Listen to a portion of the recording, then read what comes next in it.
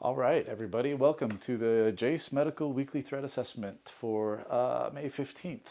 It's Friday morning, and I'm coming at you from my office classroom because today I am Professor Aaron, and I'm going to give you a little biological lesson on hantavirus.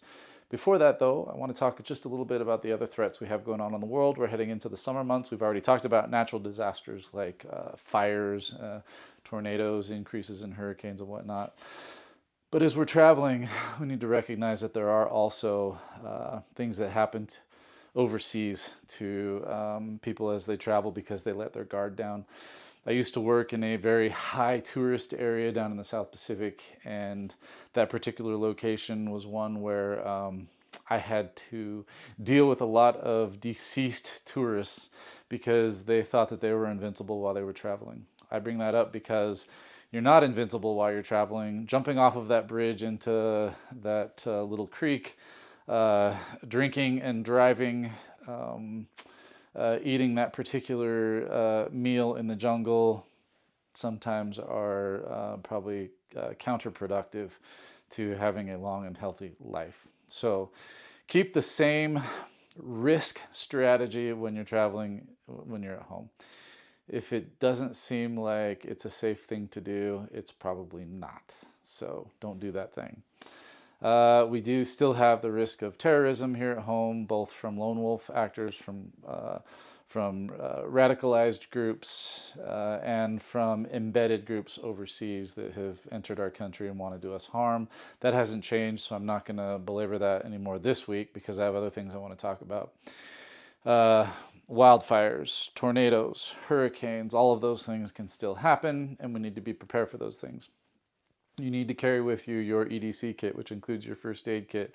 I like to carry, in addition to my phone, I always have a little charging device, a pocket power bank, something small. It doesn't have to charge your phone all the way. It just needs to give you enough charge in case of emergency if it just happens to be dead. So just, one of those little card chargers is plenty, but always carry one with you and a cable. So just if you do happen to find a power source, you could plug your phone in. So now into hantavirus. This particular subject has been in the news recently because we had an outbreak from a cruise ship that was traveling from Argentina, and there were a few members of that the population on the cruise ship that potentially contracted hantavirus. It's a different strain than what we have here in the United States.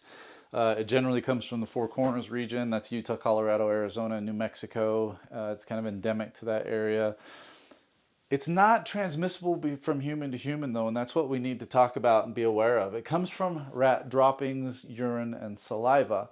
And once that gets aerosolized and inhaled into the body, a person has the possibility of getting sick. It's not high, but it is high consequence. If you do get sick and end up with the pulmonary illness version of it that becomes severe, that can be up to 30% lethal. However, prior to that, the lethality of this virus is actually quite low because most people don't get sick. Their immune system does deal with it.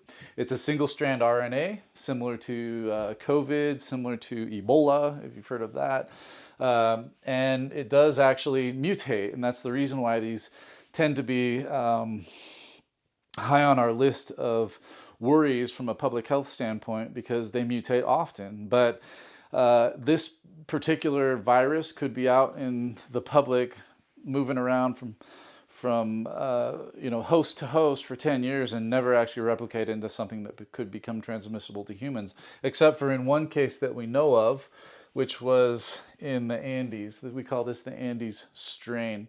So backing up, how does it get into the body? Well, you can get sick from here in the US simply by cleaning up a cabin that's been closed all winter, and there's lots of rodent droppings, lots of rodent urine that while you're sweeping up, it gets aerosolized.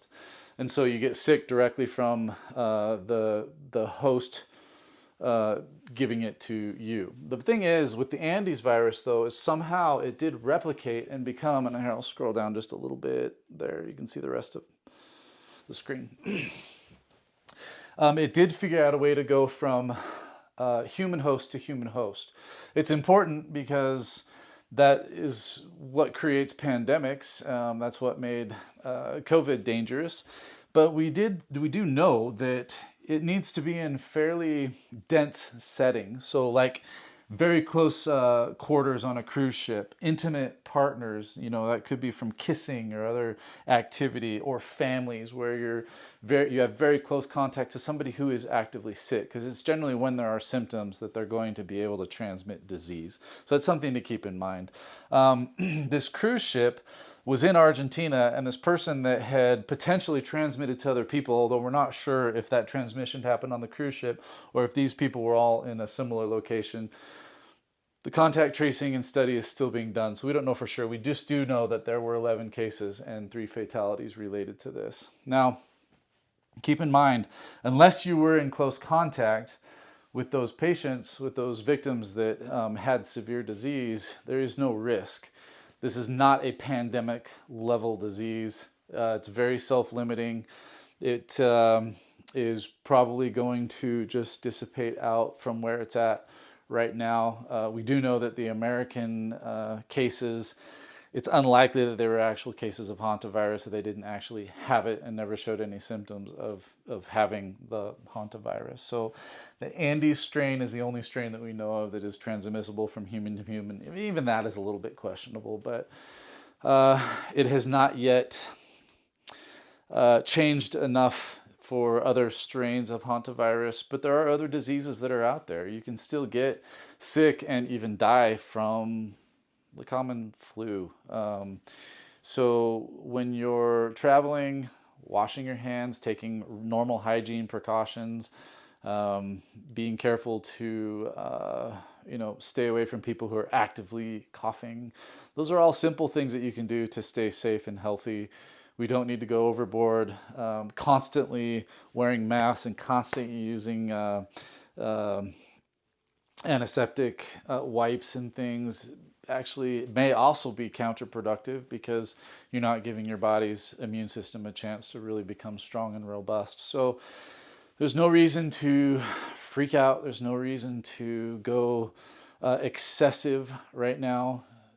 Travel, do your normal things, enjoy this world that we live in, go see the cultures, go enjoy the foods, but just recognize that having a little heightened level of awareness of what's going on around you, awareness of the people that are around you, what they're doing, how they're comporting themselves, is in this day and age still an important thing to do. So thank you for listening. If you've got any questions, please just put them in the chat below.